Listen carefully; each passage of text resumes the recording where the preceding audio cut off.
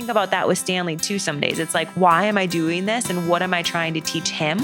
You know, a lot of it is work hard and how do you deal with failure? Like I've had a lot of failure over the last 5 years and, you know, am I going home and am I crying and curling up in a ball and not, you know, just like never experiencing the world and giving up? You know, yes, I probably cry when I have a bad race, but I continue on and I try to improve and I say, where have I gone wrong and what can I improve? Welcome to For the Long Run, the podcast exploring the why behind what keeps runners running long, strong, and motivated. I'm your host, Jonathan Levitt. Through personal and professional connections in the running world, I have the privilege of getting to know some amazing athletes. I've always been fascinated by the psychological aspect of running, and this podcast is aimed at exploring this and much more. I hope you enjoy.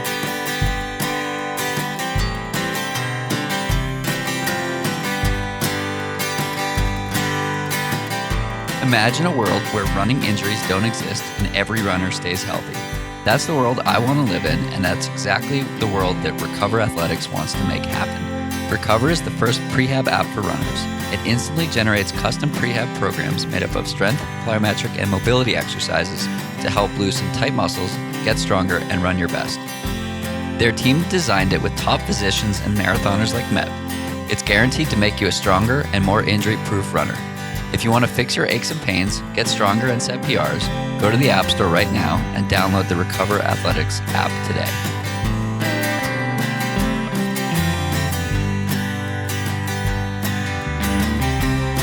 Thank you to Tracksmith for their support of For the Long Run podcast. Tracksmith is a Boston-based running apparel brand born from a desire to celebrate both the history and the evolving culture of running. Tracksmith recently released their fall collection, which was designed to celebrate the seasonal shifts as we find our rhythm this fall. I have been loving their Van Cortlandt long sleeve, which pairs well with the Alston half tights on a brisk fall day.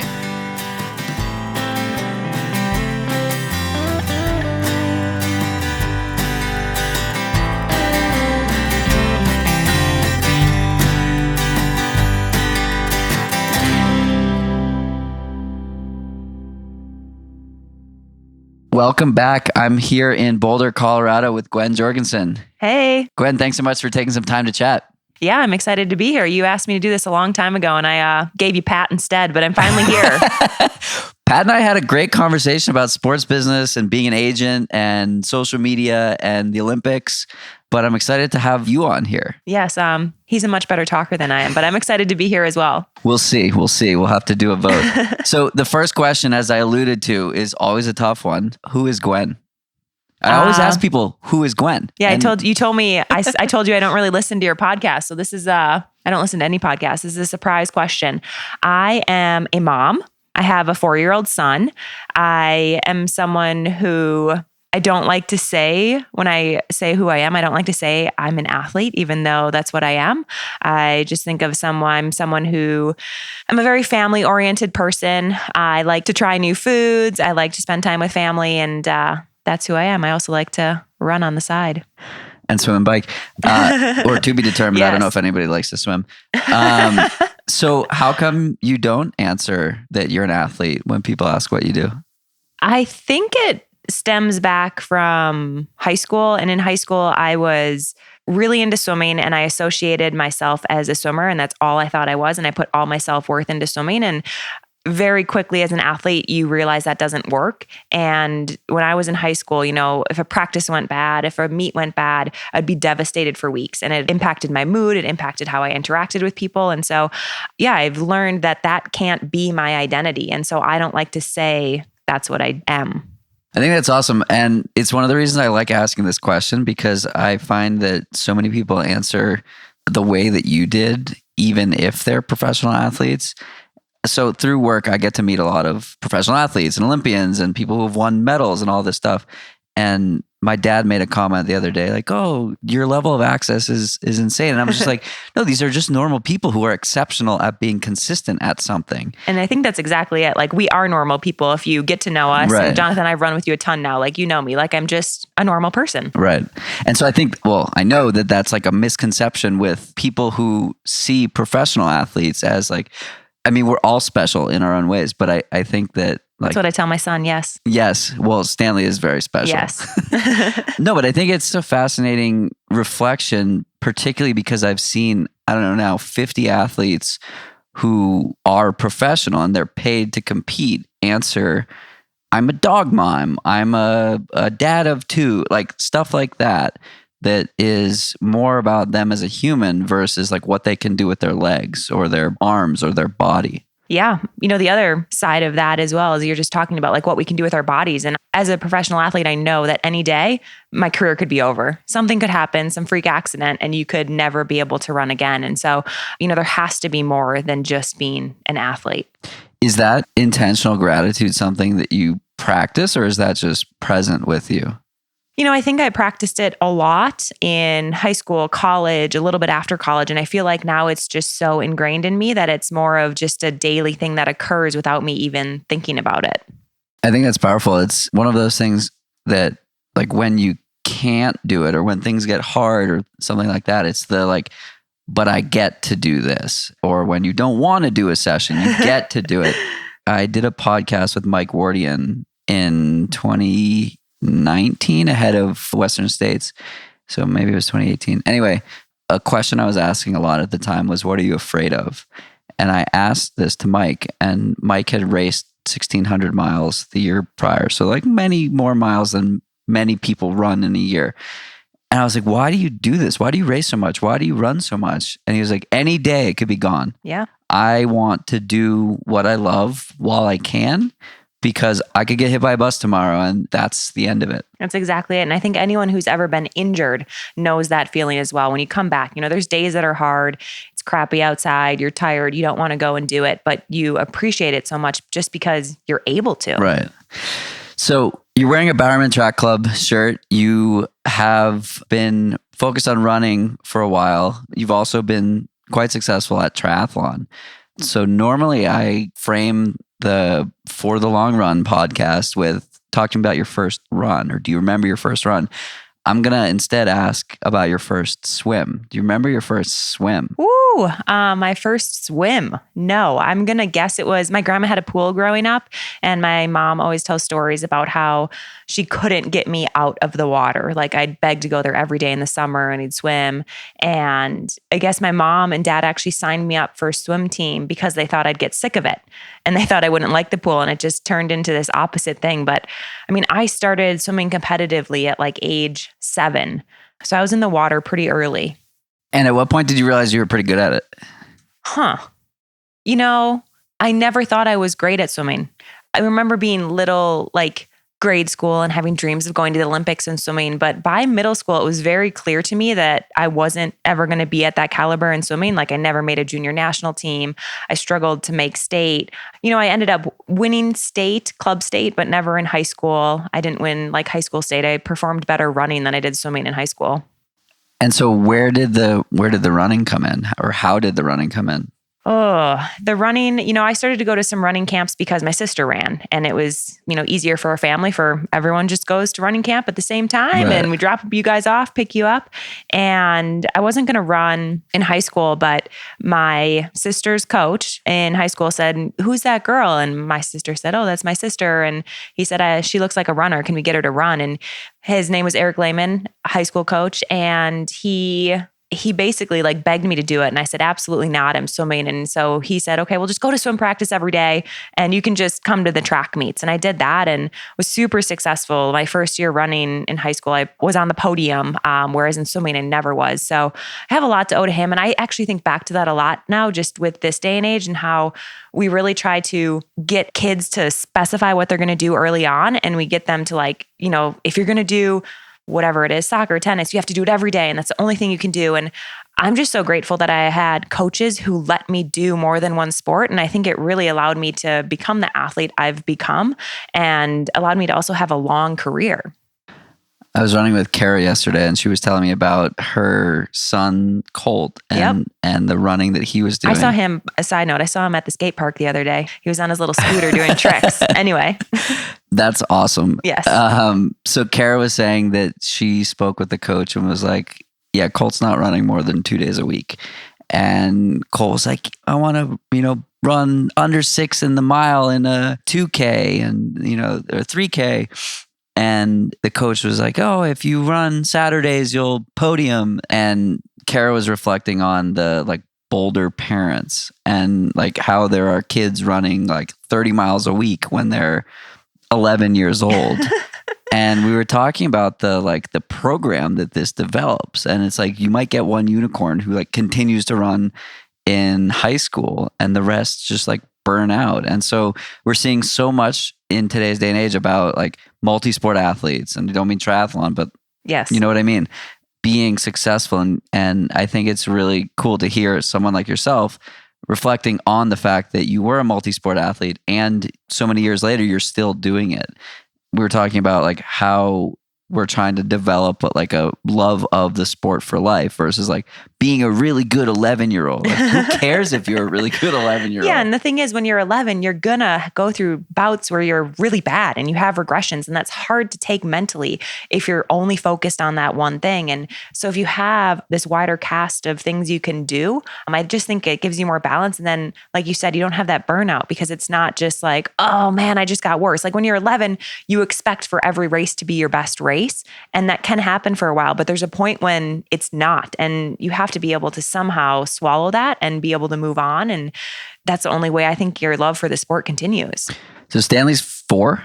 That's right. And he is adventurous on the bike, it yes, looks like. Too adventurous for my likings, yes. And I see him running around. I mean, I don't know if it's running, but no, he's loves running around. Yes. Where does his love of sports come from? I don't know. You know, he definitely, I was actually just today, he was playing tennis and I was like, I need to get you some tennis lessons because he was crying when I said we had to stop. We had played for like an hour and a half and I'm just like, okay, this is enough. Like, let's move on. So he just has this love for all sports. And when he was younger, you know, Pat loves cycling. And so he always kind of wanted to he had this image of him and Stanley riding. And now he gets that every day. Stanley and him ride to school every day. And Pat would take him to the bike park. And Stan would not touch his bike. He would just run all the bumps. And he thought it was so funny. It was like this little cross country course for him. And he loved the ups and downs. And Pat would always come home and just be like, well, you know, he's your son. He loves running. So I don't know if it's him just seeing me and Pat like every day running or riding bikes or whatever it is, being active. But there's a little bit more to it because he definitely loves sports. Very cool. It sounds like he's having fun doing it. He is having so much fun doing it. Yes. And everything's always a race. My mother-in-law is like, you got to stop making things races. And I'm like, you're right. But he's the one that makes them a race. That's awesome. So speaking of fun, can you tell the listeners what your prescribed run was on Sunday? Yes. So I ran with Jonathan on Sunday and actually, well, Patrick reached out to you, but he said, Gwen has like a 75-minute run. It has to be fun. And so I just had 75 minutes and it just said, but must be fun. That was from Bobby McGee, my current running coach. So yeah, you took me to a really awesome Walker Ranch loop. Is that what it was called? Yep. And just some trail running, a little bit of hiking in there, but it was just super fun, refreshing. And I've been doing a lot more runs like that for my easy days where I just don't even care what pace I go, but it's just all about, you know, time on feet and actually enjoying what I'm doing. If Gwen of 2015, 16, 17 saw that as your Sunday, what would she have said? That's a good question. I feel like I morph as an athlete every year and there's things that I focus on and enjoy. You know, in 2017, I was pretty... I had a lot of pain every day from an Achilles thing that I was running through. And so no run was really enjoyable. But yeah, I mean, I think, you know, just making it fun is something that it increases the longevity of doing the sport. And I don't know. That's a good question. I don't know what I would think back then. I think it's interesting introducing trail running or like intentionally doing things that are fun into the week. I've talked at length on this podcast about fun and joy. An example I share often is when I had Aisha Pratlier on the podcast, we had to reschedule the first time because she and her teammates were out drinking mimosas after Corey McGee ran an 800-meter PR in practice. And she was so apologetic. And I was like, oh my God, this is incredible. I'm like, this is amazing that you're like, it's 10 a.m. and you're having mimosas to celebrate and you're a professional athlete. Like, yes. It's not, you know, an amateur doing this. It's somebody who's paid to do it. And so she said, you know, I'm 30 something years old. I wouldn't be doing this if I weren't having fun every single day. And those who have listened to the podcast will hear me say for the millionth time, like, I think it is so important for objective, successful running to include fun. Like, Yeah. I didn't start performing well until I loosened the reins a little bit and did add that fun. I think that's very important and very key. And a lot of times if you're not having fun, you're putting too much pressure on every single run and focusing and analyzing things. And kind of reminds me back when I was younger in swimming and just like so focused on time, so focused on the outcome. And I've learned over time that it's way more about the process. And you need to realize, like, what are you trying to get out of this? So if it's a hard run, you can't go and do a trail run if you're not doing trail races. But when you're doing an easy run, like, what's the point? The point is to just like get your muscles and your bones and everything used to running more miles. It's just time on feet. And so the purpose is to have fun in those moments. And so I think that, like, as an older, more mature athlete now, I'm realizing, like, what's the purpose of every run and how can I make it fit into my lifestyle so that I am happy? One of the things I loved is you now have additional workouts or doubles that are like a hike with your family versus like a bike ride.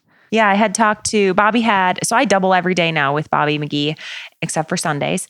And some of those doubles are like, he wrote down like a bike or, a 1.5 hour hike. And I went back to him and I said, look, I need these days like to spend time with my family. I can't every afternoon feel like I'm ditching them. And so Bobby's like, okay, well, let's include Stanley. Let's include Patrick. Let's go for a family hike or let's go a family bike ride. And, so I'll go to the Valmont here, the bike park, and we'll do riding with Stanley around the bike park. So that's the sort of thing for me that has been really helpful in just being able to, I'm still getting everything I need out of my training, but I'm able to make it fun and include the people that I need to include.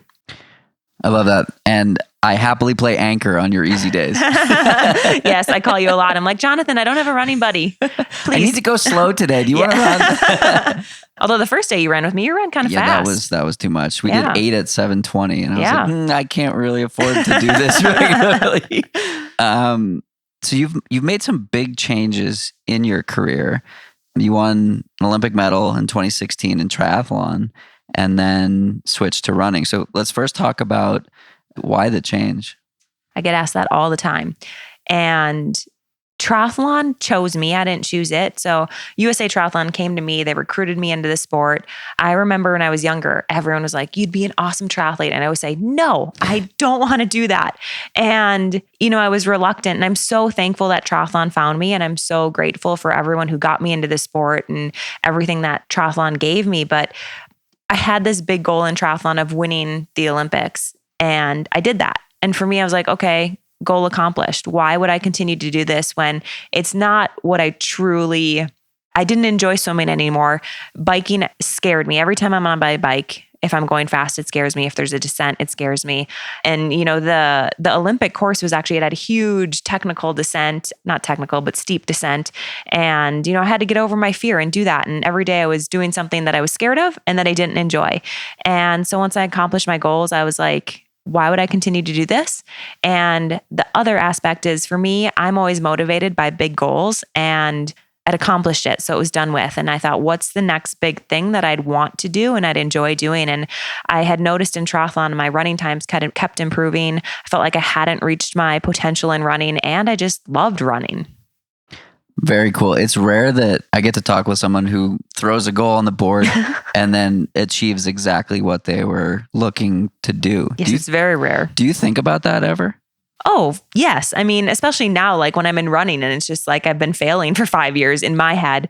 And so, I think back to triathlon and I just think back of like, I never got an injury. Like, everyone had told me like, all you need to do is stay healthy. And I don't think I appreciated that until I got injured in running. And so, I just think back, I'm like, I focused on one event on one day for 4 years.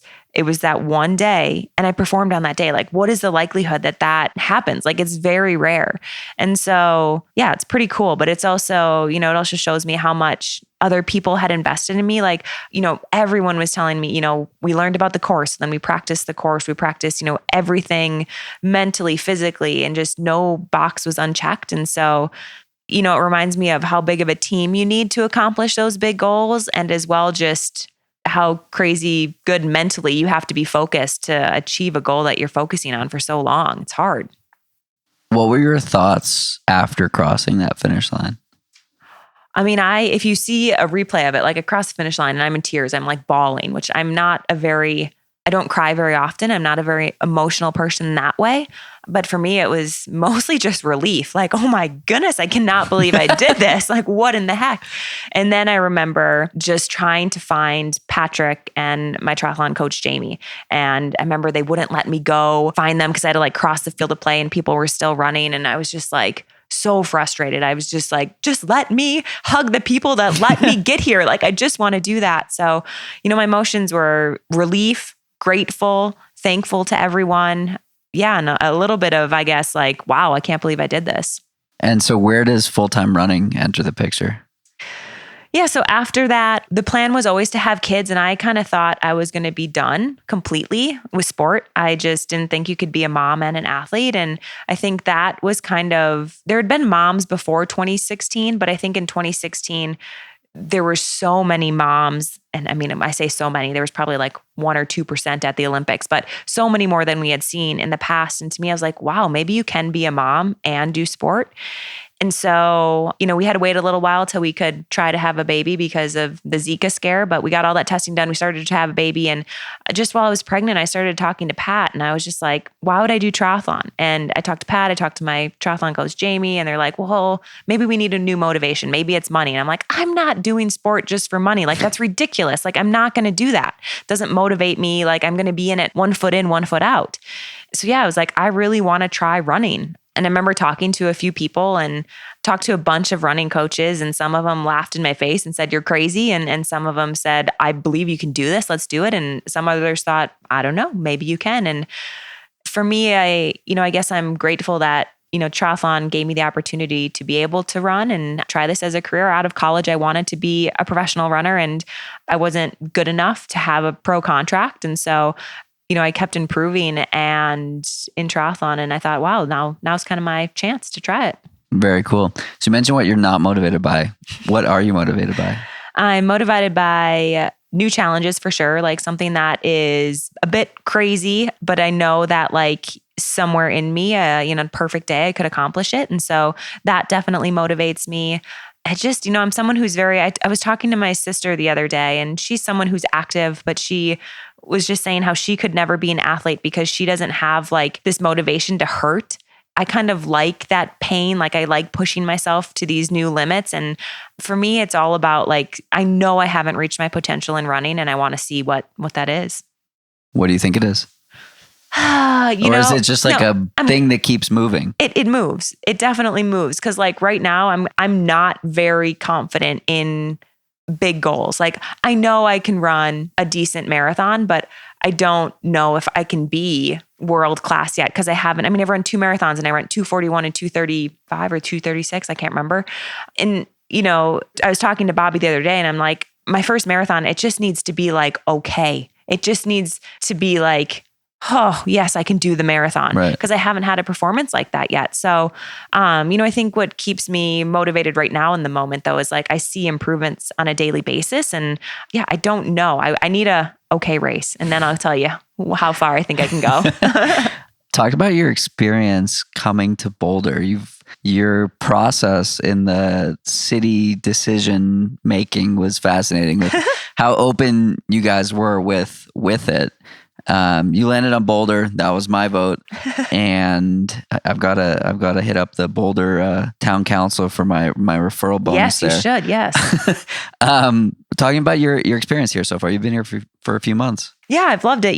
Funny thing, I remember Pat for years has said we should move to Boulder, and we actually did look, search, discover maybe 3 years ago, and then again 2 years ago. And every time I'm like, I don't like Boulder. I'm not moving to Boulder. I just felt like it's the place that all the triathletes go. So that's why I didn't want to go there. You're not wrong. So yeah, then, in our process, we went to all these different cities around the US and we actually weren't even planning to come to Boulder, and we booked tickets last minute to try it one more time. And I was just like, oh, darn it, I love it. So yeah, we ended up moving here and it's been great. We haven't found a place to buy a house yet. You just bought a house, I'm in it right now. It's amazing, Jonathan. But anyways, yeah, we're renting. Don't look downstairs. Don't look downstairs. Yeah, we're renting right now, and it's just been a super easy move. Everyone has been so welcoming. You've taken me for runs, I don't know, like within the first week, and Alan Lim is here with Scratch Labs, and like he's come to workouts with me, and he's invited me out to dinner and all. So like everyone's just been incredibly welcoming, and it's just been a really fun experience. I'm a little nervous for the weather to turn. My last winter was spent 5,000 feet higher. So I'm excited for the weather to turn because it can't possibly be worse than last winter. Knock on some wood. Knock on wood. One of the things I enjoyed was your training with Peter Bromka in Portland. It seems like you found a training partner here as well. Talking about the training process that you follow and like training with someone. Yeah. So my training process has changed a lot. When I was in triathlon, it was train with your direct competitors and having that atmosphere. You can see what they're doing on a daily basis so you can improve. And that's what I was searching for with Bowerman Track Club and what I got. And I really like that process. I would say some of the girls on Bowerman were just a little too quick for me. So yeah, I skipped the last altitude camp with Bowerman, and Peter Bromka was just there every day training with me. And it was just, he brought this energy and excitement, and it was really motivating for me seeing him there just for me. And yeah, here in Boulder, Evan Schwartz has been running with me, and I don't really understand yet why these men do this. I'm like, are you just doing it out of the kindness of your hearts? Like, I don't really know what they get out of it, but I get so much out of it. Just, I remember Peter, like when we'd be doing reps, we'd be halfway and be like, come on, let's go. And just like yelling, motivating things. And Evan here he's a different personality. He brings like just super lightness and calm. Yeah. And a fun energy as well. Just stuff that you need when you're hurting. Like you need that little uplifting spirit, and that they're there for you and they're pushing you every day when you're there. So it's just, it's been really fun. Very cool. I don't want to put words into their mouths, potentially Bromka's, but I love pacing, and I love like helping somebody else achieve their goal. So my gut tells me they're thoroughly enjoying it. They're not just doing it to be nice. Yeah. And Bromka made a post about that once, about how like motivating and just how much fun he got out of and how helping fit someone he else. Got. Yeah. He finally broke 15 in the 5K. Yeah. So it's working both ways. Yeah. I think it's the kind of, like I see my coach pacing a lot of athletes, and I think there are just some people that like really just enjoy sharing the work with someone else, whether or not it's their max effort or their 50% effort. Yeah. Yeah. I mean, I'm very grateful. It's really fun for me. Very nice. So after I run on Sunday, you posted about trail running. Yes. And the fact that you used to shy away from it because it was so focused on pace. I'm curious your relationship with metrics, running metrics, coming from triathlon into running and being in a place where there are so many of your competitors around you. Like talking about your relationship with objective measures on the watch. Yeah, I guess I'm going to ignore that question first and go to like trail running. I remember I did a lot of trail running and triathlon. Not a lot, but every once in a while. And I thought like, oh man, this really gets my feet strong. It's good to practice this stuff. And then when I was a runner, I was like, oh, I can't go on trails. I might get hurt. And I don't know, like I like coming back and like, I say this until I get hurt, but I think the trail running just like, it actually like helps me get a little bit stronger as well, which I really enjoy. But yeah, the metrics piece I've actually been using since with Bobby, he has me use power, and the power is something that is consistent no matter if you're, at sea level, at altitude, if it's uphill, if it's downhill, if there's wind. And so it's something that you can just like compare no matter their terrain and what's going on. And so that's something that I have definitely been using, which has allowed me to not focus so much on pace. And, now that I'm with Bobby and I'm the only person in my group, it's so, I don't find myself comparing to anything. I don't compare myself to anyone because you don't know what anyone else is doing. And yeah, you can see one workout that somebody posts, but you have no idea, like, what did they do the day before? What did they do 2 days before? What did they do 5 days before? And that all has an impact. And, there's no secrets to success in running. I don't believe there's any things that I do or that anyone does that makes them better than anyone else. It's just putting in the work. And I really don't think there's any secrets. And it's just one workout doesn't make you and one workout doesn't break you. Hopefully. Yeah, maybe it could break you physically, but Yeah, no, I agree with that. And I think that's been my takeaway, particularly with within the last couple of years, that like there is no secret. And that's not just the secret to success in running. It's a secret to success in anything. Like, yes, it's hard work. It's showing up every day and it's not getting discouraged, right? It's just showing up basically. As Des would say, what's her line? keep showing up. Yeah, there we go. I think that's the secret. But again, secret to anything, Yes. which is one of the carryovers between running and life and running. I think that like so much of this hobby for some or job for others that we get to do is like a sandbox. And I had an ultra runner on. She does 250-mile races. Oof. And she's like, I can screw up in running and I probably won't die, which is like needs to be caveated for someone who's running for 4 days straight. But she's like, if I mess up with my kids, then you can't just undo that. You can't just start another race. That's right. Recover Athletics is a supporter of not only this podcast, but also my own running. It was built in Boston by 2 lifelong training partners who got tired of aches and pains getting in the way of their training. In 90 seconds, their app will customize a program for your body and your training.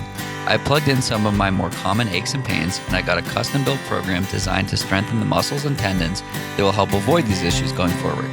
Your first custom prehab program is free, and they have an unlimited free trial. You can get it on the App Store right now by searching Recover Athletics or click the link in the show notes. If you like it and want to upgrade, their premium subscription costs less than one trip to a PT. Give Recover a try today. Your legs will thank you.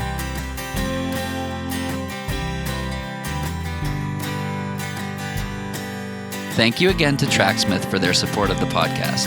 I've been a fan of Tracksmith and their community-first efforts ever since my early days of running in Boston. As my miles increase again ahead of some big goals this coming spring, I'm definitely doing it in comfort and style with their gear. I'm also proud to partner with Tracksmith because they're going to donate 5% of your order value to the Michael J. Fox Foundation for all orders, and you'll also get free shipping. The Michael J. Fox Foundation is dedicated to finding a cure and helping those living with Parkinson's. Both of my grandfathers have or had Parkinson's, and I'm grateful of Tracksmith's support for something so personal. Visit tracksmith.com/forthelongrun to see some of my favorite pieces, and all orders that start from that page will contribute towards this donation.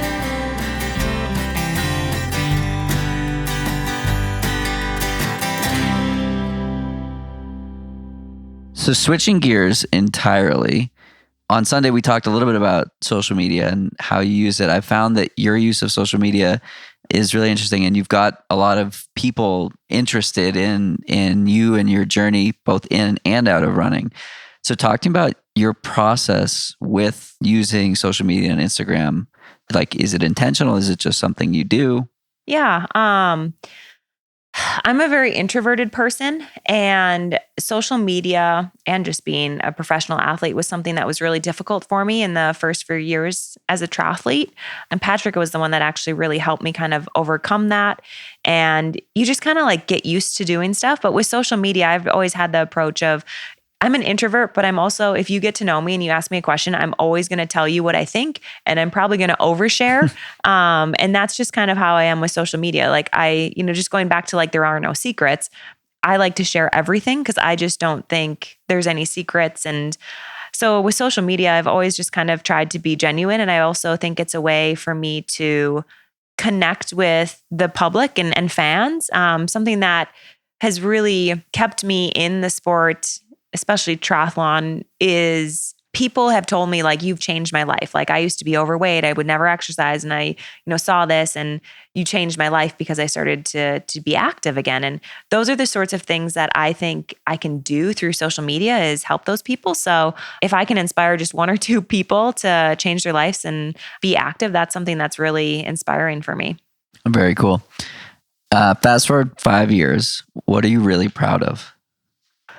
Well, hopefully having more kids. I mean, I think like my biggest accomplishment that I've had is having my son Stanley. And I'm not a perfect parent and I screw up all the time, but just being able to see him grow, and, he's such a fun age right now, just the things he says and the things he thinks about, really makes me think about what I'm saying and what I'm doing every single day, because you see like your kids mimic everything you do. And I think that makes me become a better person. But yeah, 5 years down the line, I'd hope that we have grown our family and hopefully our children are thriving. Very cool. On the athletic side of things, what would you be really proud of? Whew, that's you're gonna have to come back to me until I've had that one race that proves that I'm an okay runner. What are you gonna be thinking about when you have that race? My okay race? Yeah. Just, thank goodness this isn't all just a complete crazy dream. What if it is? Well, I really think I'm not. I don't think I've reached my potential. I know I'm pretty sure I haven't, just like based on training and what I've done. And like Bobby had me go back and like tell him what I did before my 241 marathon in New York. And it's like, I raced 3 triathlons the week before. Like literally I did one Friday, Saturday, Sunday. I never ran over 54 miles a week. I topped out at 54 miles. My longest long run was 16 miles and I ran 241. So I'm like, I've got to be able to go faster than 235 or whatever. Anyway, I don't know. I think, I think about that with Stanley too some days. It's like, why am I doing this? And what am I trying to teach him? And, a lot of it is work hard. And how do you deal with failure? Like I've had a lot of failure over the last 5 years. And, am I going home and am I crying and curling up in a ball and not, just like never experiencing the world and giving up? Or am I, yes, I probably cry when I have a bad race, but I continue on and I try to improve and I say, where have I gone wrong and what can I improve? Peter Rumpke had a Twitter thread a few months or years ago at this point, and he was, I don't want to say ranting about podcasts, but he was just talking about podcasts. And in the rant, there wasn't a rant, he tweeted a challenge to podcasters to like ask deeper questions and things that aren't fluff related and dive in and peel back the onion on failure and things like that. So this question is from Peter from 2 years ago, in a way. What's a time when you did fail and you're happy you did because of where it brought I know you? exactly. I know exactly that failure. The first 2012 Olympics, I got a flat tire. I got 38th out of like 40 people or something at the Olympics. Like I basically got last. And I crossed that finish line. And I just remember thinking, I need to come back here in 4 years and I need to win. And it was like this immediate like failure to what am I going to do next? And it completely like before that race in 2012, I was really hesitant. Like I was working as an accountant. I didn't want to give up my job. I didn't want to move away. I didn't want to be with like my coach was remote because I was like, I can't move away from family. I had this like, I need to be able to make enough money on my own to be able to support myself. So like, that's why I didn't want to give up my accounting job. And that race completely changed me. I went from that extreme to the other extreme of like, all right, what do I need to do? What are the best in the world doing? Oh, they're living abroad? Sweet. I'm going to go and live abroad for 9 months of the year. And that's what I did. And it was because of that failure that I was able to win gold and have that motivation to continue that. And not only that race, but also Patrick being willing to travel with me. Yeah, it's an interesting dynamic. He's an agent for cyclists and some triathletes. And some triathletes. Not me. And never you, right? Never me. So he, when he originally started helping me in triathlon, he was a professional cyclist, and then he quit his professional cycling career to just support me and just help out with everything. And, then we had Stanley, and he was like a stay-at-home dad. And then he started this agency, just kind of fell into his lap. And now he's an agent. He has so many roles now. But he's never been my agent. It's, he's helped me out on the bike before, but with the agent stuff, he wants to be the nice guy, and he is the nice guy. But with me, I feel like he overcompensates. And it's just, some people can mix husband, wife, and jobs. And that's just, in that role, we can't mix them. We've dabbled in it and it hasn't worked. Makes sense.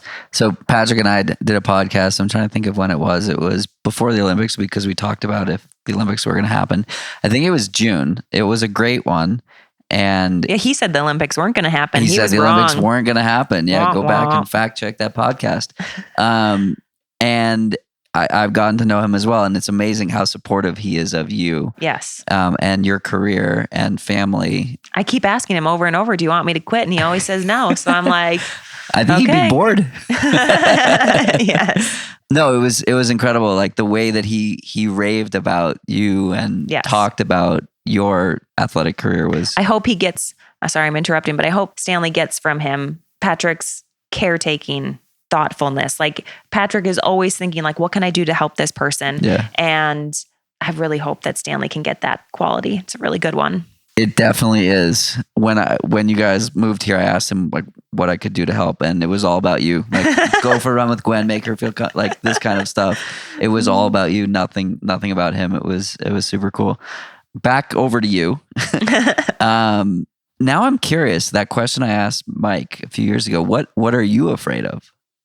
Yeah, I heard you say that, and whenever somebody says that, I always think back to high school, and I remember my high school swimming coach said, I think, Gwen, you're scared of success. And I remember him saying that and thinking, whoa, weird. And I think at the time I was a little bit scared of success, but I remember that being like a turning point in my life where I was like, oh, I'm not scared of success. I'm scared of failure, or I'm not scared of failure. I'm scared of success. Like it just seemed a little bit backwards, but what am I afraid of now? I mean, it's all just like Stanley, like not protecting Stanley and not raising a good boy, screwing him up. You know, I said this earlier, but like, I'm not a perfect mom and we make tons of mistakes. Every mother and father do. So that's just all my fears now. Not being able to protect him. Oh, I remember the first time he got made fun of. My mom was in town and she had made chocolate covered marshmallows and he loved them and he wanted them in his lunchbox and brought him to school, and he came home and he said, never put those in my lunchbox again. And I was like, okay, why? He's like, so-and-so said they looked like they had poop on them. And I was like, what? I'm like, you're 3 years old and somebody's making fun of you at school because you have chocolate covered marshmallows. Like, and I just remember in that moment being like, yeah, I can't protect him his entire life and he's going to be made fun of and we have to prepare him to be strong. And it's just, that's all you think about when you're a parent. So how do you proceed with that fear in mind? I don't know. I think, Patrick and I talk about it all the time. Like we definitely, with Stanley, we let him do a lot more than maybe most people do. We're very lenient. And sometimes I'm like, should we be more strict? But I think, just teaching him through our actions and what we do and how we respond to situations. Like we talk in front of him all the time about things like, oh, this happened, or something went wrong, or somebody said this thing about me that made me feel this way. And what are we going to do about it? And I think just having those conversations in front of him and how we solve them, hopefully he sees that life isn't perfect and how you can move on from that stuff. Very cool. I guess, sorry, I'm going to continue. It's good for podcasting. Go. I think like one of my biggest strengths is I don't care what other people think.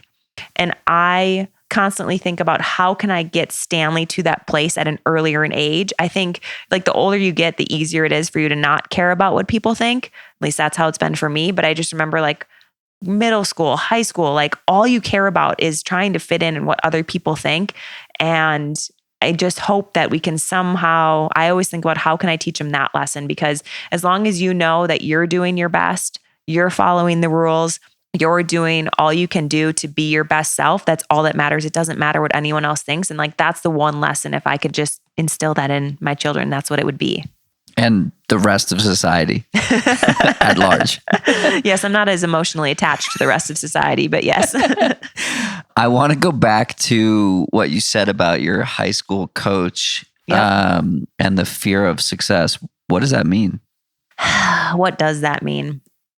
I think back then I was someone who was so obsessed with swimming and I was going best times in practice. And I couldn't never, like, I remember my 500 free, like I broke 5 minutes in practice, but I could never do it in a meet. And then when he said that to me, I was like, maybe I am scared of success. Cause like I'm showing up at practice, but like in the meets, I always seem to like self-sabotage. And I think it's the first time I realized, and I think a lot of, I don't know if this is sexist, but I feel like a lot of females self-sabotage more than males. And, it's very easy for us to see our flaws and we don't often celebrate our successes. And I think if you're able to celebrate your successes, you're not as scared of them. It's almost like back then, even if I did something that was good, I would still say like, oh, that was horrible. And this is what I should have done better, even if I accomplished what my goal was. And so I think, being scared of success, it was more about like not celebrating success when it happened, not being in it for the journey. And as I've gotten older, what is success, right? Is it being able to win a race? No, because you can't control what other people do. So, I think it's also your mindset of what is success. And I've learned over time that success is doing the process, doing the technique. And, like I said earlier, like just trying to be your best self. I love that. The question of what is success to you is a question I've started asking quite a lot. And so again, it's interesting to hear your opinion on it, and it's nothing tangible, which is cool. The self-sabotage piece is interesting. I perform really well in practice and I can't seem to execute in races. I've had one really good marathon and one pretty decent marathon and 5 like not great marathons.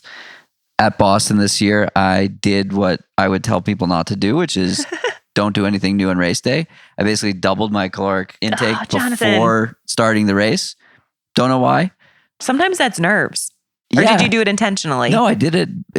I was like, I don't want to be hungry when I start. Yeah. Normally I eat a picky bar and sometimes a gel right before I start. I had 2 picky bars, picky oats, a gel, and Roctane drink. So it wasn't just twice. It was like 3 times as much. And I was completely out of contention of my goal by mile 10. And so sometimes I wonder, like, is this subconscious self-sabotage because I'm afraid of what happens at mile 20 or mile 22 or like maybe you don't want to get through that hurt. Yeah. Right. But I have gotten through that hurt. My best marathon was a 2:59. I ran it in 2019 and I ran a fantastic first 15. I ran my second fastest half ever in the marathon. It was within 45 seconds of my half PR, which at the time was like 4 years old. Yeah. And it got really hard at 18, 19, 20. And at 20, I did the math of like, oh, how fast do I have to run to still achieve my goal, which was breaking 3. And I did it. And the splits tell the story of even, slower, even, fast. Yeah. And David, my coach, was like, I was watching your splits and I was like, this doesn't happen. Like you don't reverse that after in the marathon, hitting the wall. You don't accelerate at mile 22. And I did. And I just remember like being at mile 23 or mile 24, like actively choosing the hurt. Like, this is going to suck. Yep. Make it hurt was what I said to myself. And we hit mile 25 and some dude was standing there like clearly aware of what time it was and was like, get on your horse, get the fuck out of here and go. And I did. And I crossed that finish line and I was like, I just unlocked something that will allow me to do whatever it is I want to do. And I haven't like harnessed that. That's right. That's the part that's frustrating. Like, you did it once, but you don't know how to do it again. I don't know how to do it again. I think a lot of athletes are like that. And I think, for me, I've gone back to like, one, you have to enjoy the hurt, like you said.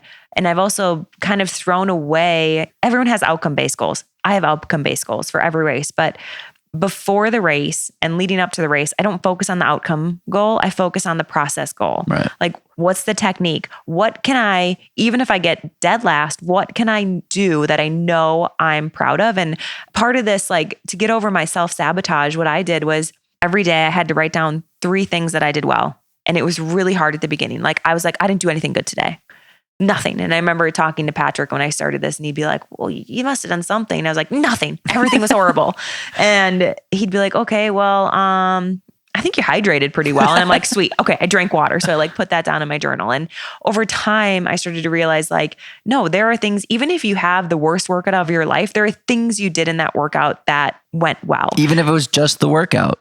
Yes. Just doing it. Yes. Even like, it's the worst workout of your life and you finished it. Like, good job. So like doing that was something that really allowed me to start to see the positives and then also see that it's not just about that one outcome. Because like you for Boston this year, the weather wasn't ideal. Like how do you account for that? You can't. Yeah. You have to go back to process technique. So I arrived to the start line of that race in 2019 in a mental place that I had never been at the start of a race, which was, I'm so happy to be here on this start line. Back to that thankfulness. And yes. let's fucking rage. Yes. Like, yes. I felt like uncaged as I left the starting line. And for me, it was like the celebration of the thousands of miles prior. And I started the race and I was running 640s. And I was like, this is uncomfortably comfortable. Like I don't know why I feel this good, but just let it happen. And that feeling didn't let up for 10 miles. And then it started to feel like I had run 10 miles and I just kept going until I couldn't. And then I kept going more. And like, I crave that. I crave that, like that high and that flow yes. Of like mile, like clicking them off like that. And maybe that's why we do it, for those like really, really good days. Well, yeah. And I think, as well, like you're bringing up a good point. Why do we do this? It's a game. Like if you think of all sports, like it's a game. It's supposed to be fun. You're supposed to go out there and you see little kids playing games. Like it's fun. Like we do this because it's a fun game. And so getting back to what Bobby said to you, that's how we stay engaged with it. It's make it fun. Yeah.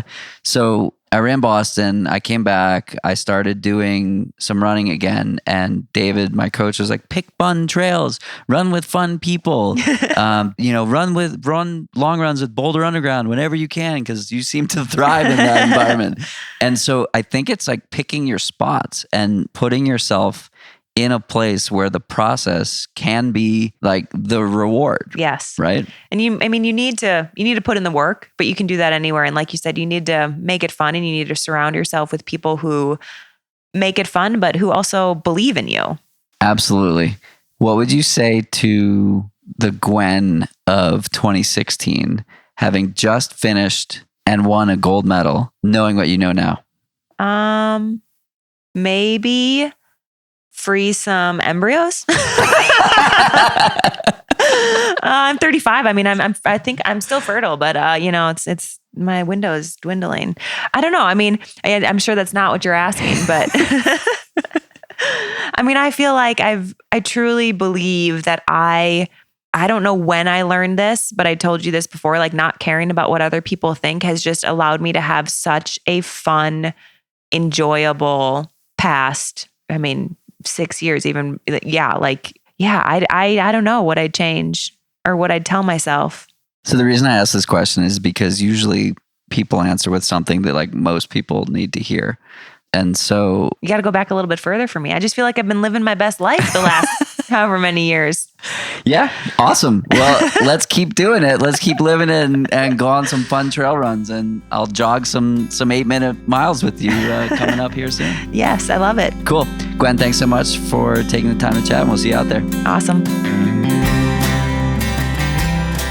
That's it for today's episode. Like many long runs, it's sad when it has to end. I hope you join in next time on For the Long Run, and in the meantime, happy trails. If you enjoyed this episode, it would mean a lot to me if you shared it so that others can find it and enjoy it too.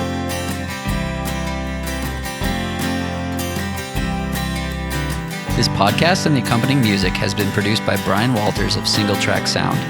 For the Long Run's logo was created by Vanessa Wolf of Sterling Wolf.